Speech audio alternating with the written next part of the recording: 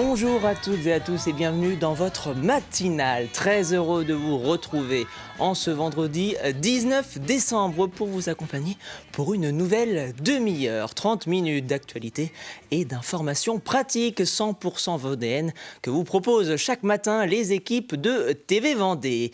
Et un numéro de téléphone que vous connaissez, le 06 84 54 77 23.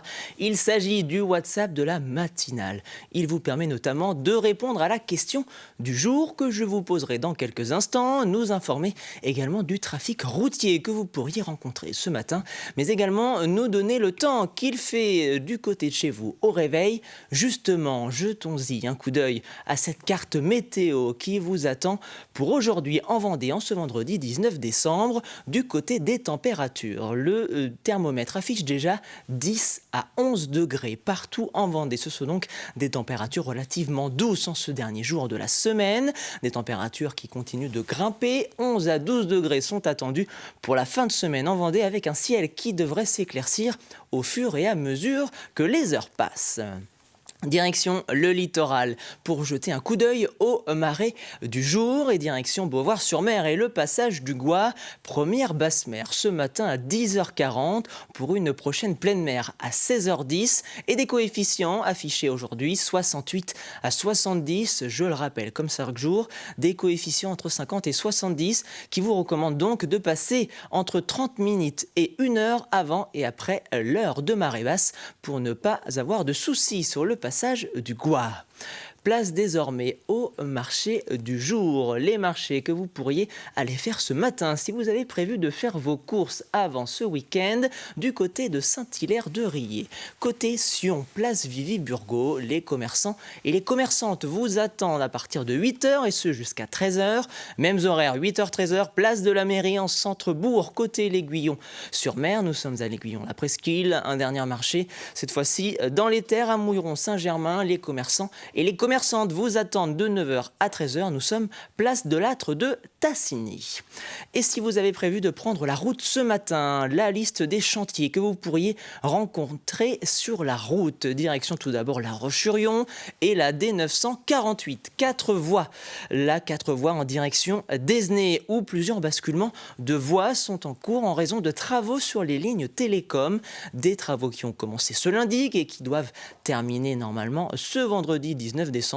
De nombreux ralentissements sont donc potentiellement à prévoir aujourd'hui. Et si vous avez prévu de faire le plein, voici les prix affichés à la pompe ce matin du côté des utilisateurs de samplon 95, 1,52 €. C'est le prix affiché à la pompe du côté de Luçon ou de Chantonnay, 1,62 € du côté de Château-d'Olonne. Et puis pour les utilisateurs de gasoil, le prix varie entre 1,43 € et 1,44 € pour les prix les plus attractifs. Et en ce vendredi 19 décembre, le soleil se lève à 8h46 et se couche à 17h19. Nous fêtons la Saint-Urbain et la Sainte Samantha. Alors bonne fête à toutes celles et ceux de votre entourage. Allez, c'est l'heure du journal préparé par la rédaction de TV Vendée.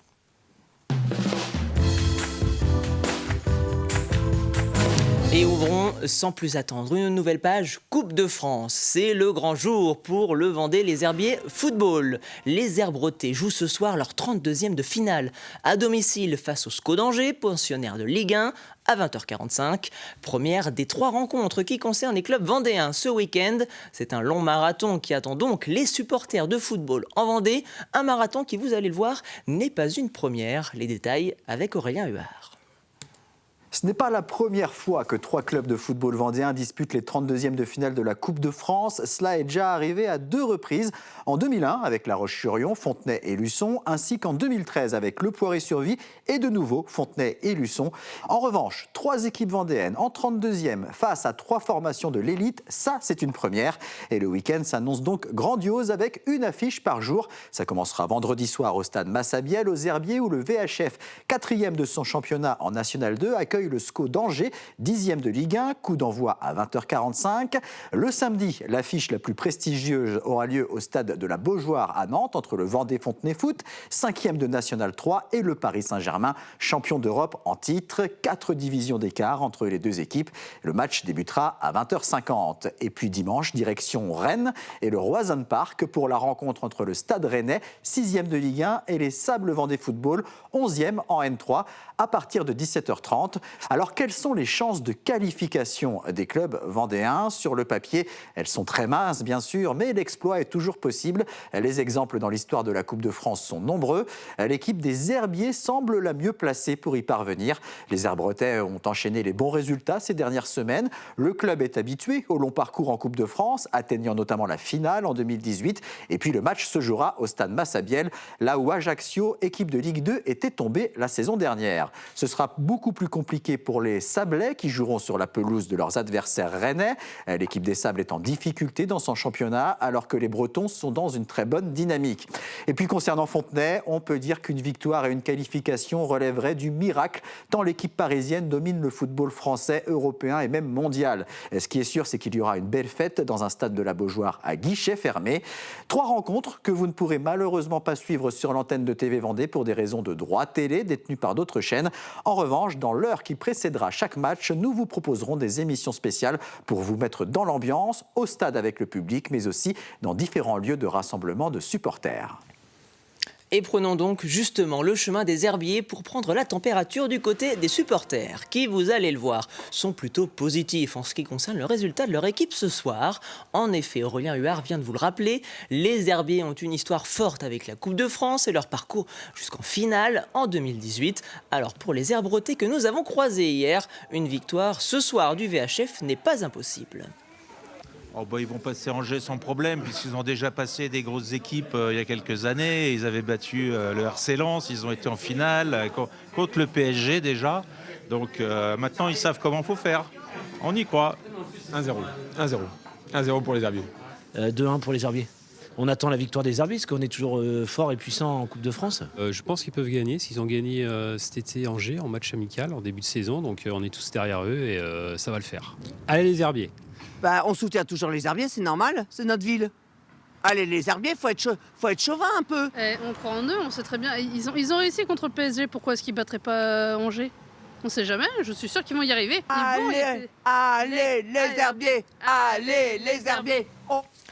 Dernier des 3 clubs vendéens à jouer ce week-end. Les Sables Vendée Football se déplaceront finalement à Rennes ce dimanche. Coup d'envoi à 17h30 au Roazhon Park.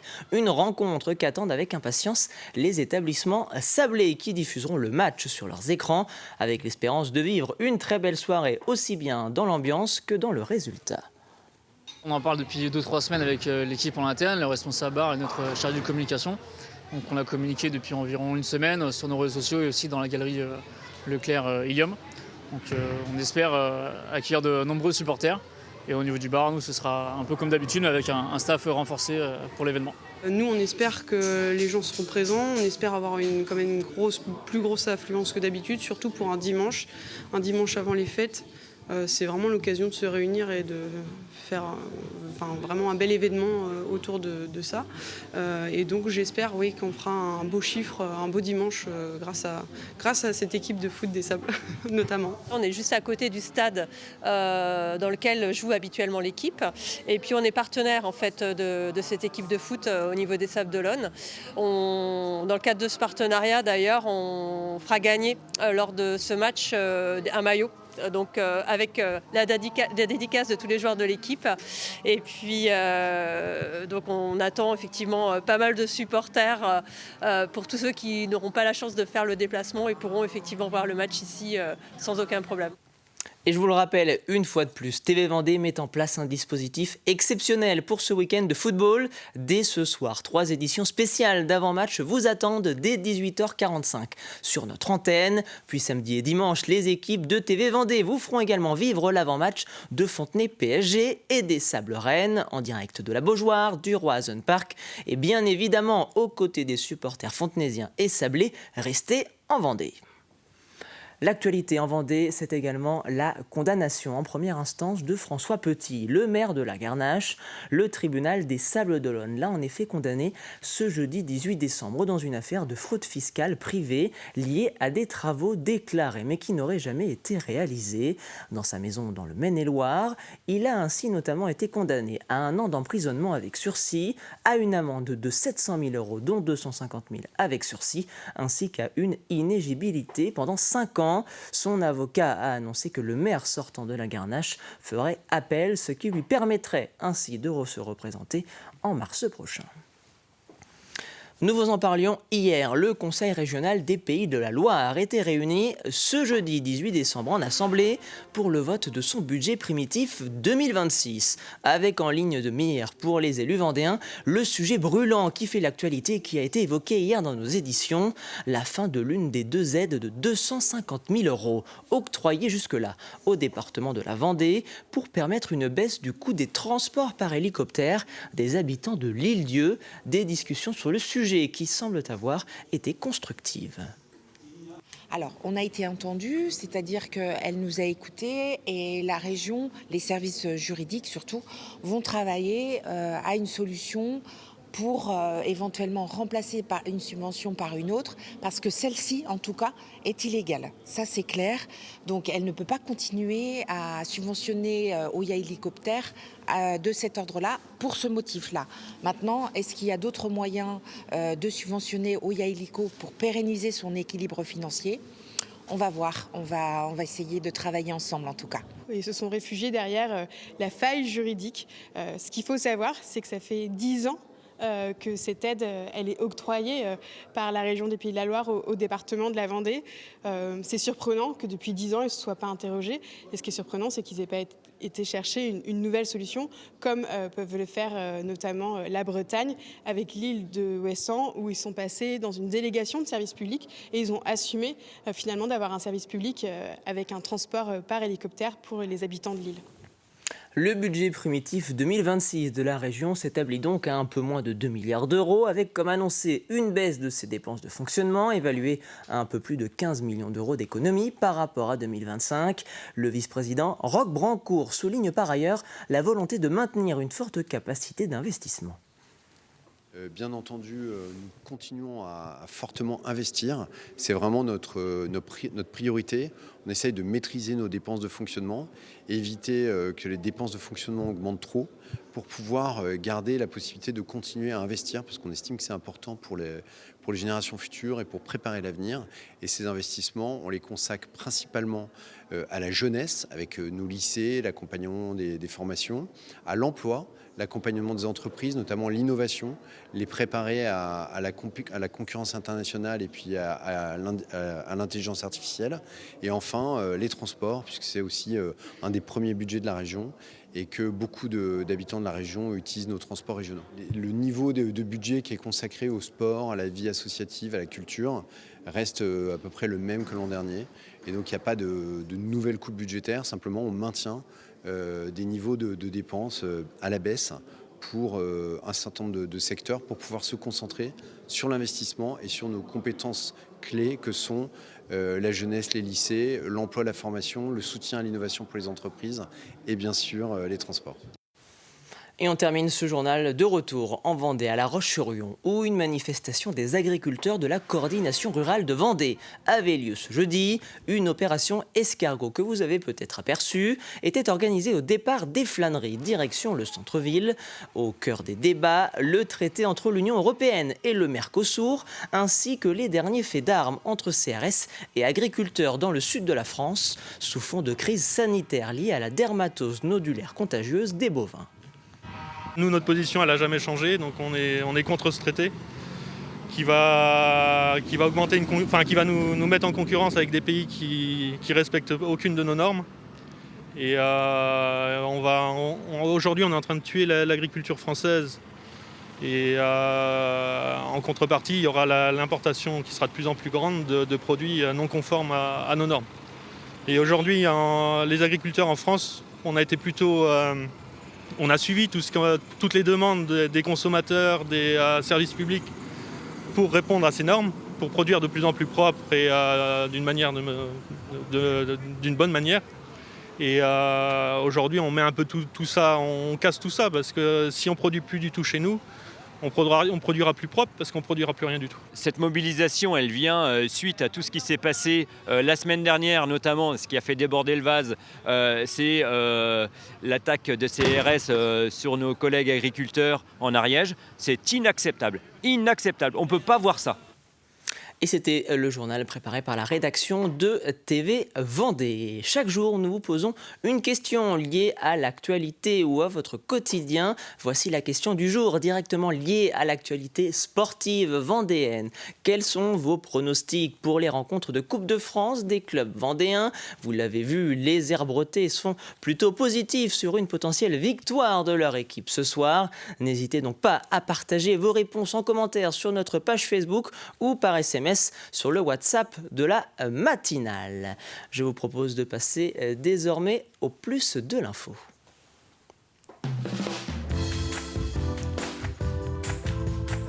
Un plus de l'info consacré ce vendredi 19 décembre aux 10 ans de la maison de santé de Noirmoutier.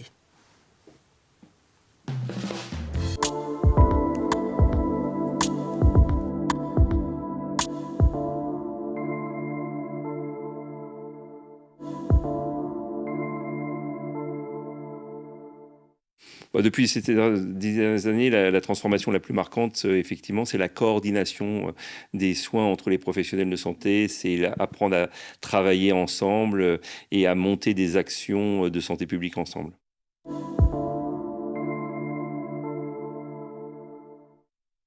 Alors, en 2015, tout était un défi puisque c'était à ce moment-là l'entrée dans la maison de santé. On regroupait des professionnels de santé qui étaient un petit peu partout sur Noirmoutier et sur les autres communes, Noirmoutier en ligne, mais aussi Barbatte, La Guérinière et Lépine.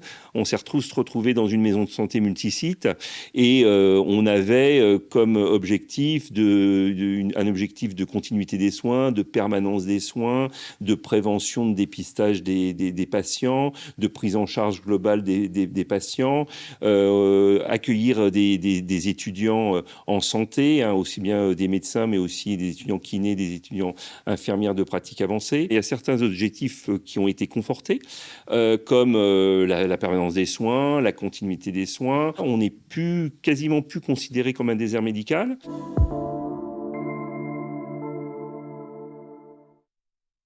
Alors effectivement, la population, globalement, les chiffres ne sont pas tous identiques, mais on parle d'une multiplication de la population par une dizaine à peu près.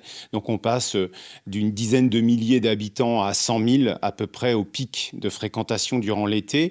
Et donc comment la maison de santé essaye d'absorber cet afflux de patients? Tout simplement, d'une part, en se mobilisant. Donc, c'est-à-dire que les forces en présence relèvent un petit peu les manches et acceptent davantage de patients.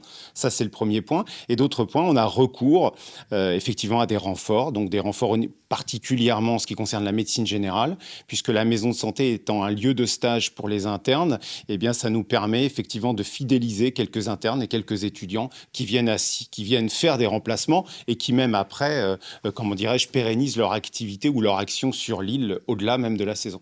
Mais c'est vrai que la saison, c'est un véritable enjeu. Notre rôle de service public, là justement, l'été, il s'inscrit complètement, et en tous les cas, il devrait s'inscrire complètement dans une stratégie ou dans une économie touristique. Ça, c'est tout à fait évident. Je pense qu'aujourd'hui, effectivement, l'affluence importante sur l'île de Noirmoutier, et pas uniquement sur la période estivale, mais on le voit bien aussi sur, la pérennité de certaines habitations qui passent de résidences secondaires à des résidences principales. C'est aussi puisqu'on a un tissu sanitaire aujourd'hui qui est dynamique, qui est actif et qui est en capacité d'absorber ces nouveaux arrivants. Je crois que le problème de fond sur l'île de Noirmoutier, mais qu'on va retrouver quasiment sur l'ensemble du littoral et sur ces lieux à très fort potentiel touristique, c'est le logement. C'est le logement, le débat de fond. C'est-à-dire qu'effectivement, si jamais il y avait plus de possibilités d'accueil, mais pas que pour les professionnels dans leur qualité professionnelle, mais effectivement, plus globalement, une capacité d'accueil et particulièrement de logement, je pense que là, pour le coup, il y a vraiment une ligne de conduite politique qu'il faudrait renforcer, un axe fort qui est celui de l'habitation et celui du logement. retrouvez bien évidemment ce nouveau Plus de l'info sur notre site tvvendée.fr. Alors que nous recevons en direct un invité mystère dans ce plateau de la matinale, c'est le Père Noël. Bonjour Père Noël. Comment ça va Florian? Très bien, et vous? Alors? Que faites-vous sur le plateau de TV Vendée ce matin? Je suis venu te voir mon petit Florian. Vous êtes venu annoncer des bonnes nouvelles pour les Vendéens et les Vendéennes? Je sais pas, mais je suis venu parler de toi surtout. Alors, t'es content? T'as quitté ta Touraine? Ben oui, j'ai quitté ma Tiens, Touraine. mets ça sur la tête là. Allez, comment ça va? Eh ben, très bien, Père Noël, c'est la dernière matinale de la semaine, donc... C'est ce que j'ai appris, alors j'ai dit j'y vais. On est J'y plutôt vais. content. Est-ce que vous serez ce week-end dans les stades de foot pour pouvoir Non, supporter j'y nos serai équipes pas, je vendéennes? suis assez pris dans les marchés de Noël et tout. Et puis dis-moi, toi, t'es content, ta petite chérie est arrivée dans le coin? Ben oui, tout à fait, en Vendée. Et parle-moi d'Azur, comment il va Azur? Elle va très bien, Azur, elle va C'est vrai? très bien, oui. Ouais, alors par contre, on m'a dit aussi que la voiture, quand on la gare sur le parking, faut mettre le frein à main. Allez, C'est quoi ce tout boulot? le monde n'a peut-être pas compris cette petite allusion, Père Noël. Mais oui, en effet, le frein à main, on ne l'oublie jamais sur le parking, au cas où, on ne sait jamais. Et puis, on m'a dit aussi que t'étais un grand sportif. C'est Ah bien, oui, ça, de temps Florian. en temps, Père Noël, il faut quand même garder la ligne avec les repas des fêtes de fin d'année qui arrivent. Ça permettra de reprendre la matinale en pleine forme. Bon, ben c'est bien. Comment ça va autrement à Télématin? À Télématin, pardon. À Père Noël, Télé Vendée. Père Noël, vous êtes sur TV Vendée quand même. Pardon. Non, c'est un lapsus. Mais bon, c'est pas grave. Eh bien, Comment tout ça va bien sur Tout va bien tout va bien sur TV Vendée. Je le rappelle, un dispositif spécial ce week-end en prévision de la Coupe de France. Père Allez Noël. la Vendée! Allez la Vendée une fois de plus. Et puis j'aurai le plaisir de laisser la main au mois de janvier à mon collègue Simon Philippot qui reprendra la matinale. Je connais dès le petit 5 Simon. janvier. Je connais bien le petit Sportif Simon. aussi, Oui, Simon oui. Philippot. Vous Oui, le oui. connaissez très bien. Et je sais pas Il par adore contre le s'il a vélo. été- Il adore le vélo. adore le vélo, mais je sais pas s'il a été très très sage cette année par contre. Je verrai ça tout à l'heure avec lui après. Hein? On verra ça tout à l'heure. Oh, il y a des croquettes. C'est pour Azur. C'est mon collègue en régie qui a été très gentil. Stéphane pense à moi tous les matins car 2 heures de matinale, il faut pouvoir avoir du carburant. C'est long. Bon, ça va. Est-ce que vous restez avec nous jusqu'à la fin de cette matinale, Père Eh Noël? bien, je suis invité, je vais rester. Eh bien, qu'est-ce qu'on pourrait lancer alors, Père Noël? Je vous propose un pourquoi de la rédaction. Est-ce que vous allez pêcher de temps en temps, Père Noël? Oh non, mes enfants, oui. Vos enfants vont mes pêcher? enfants vont à la Eh bien, pêche. ce que je vous propose, c'est un pourquoi de la rédaction.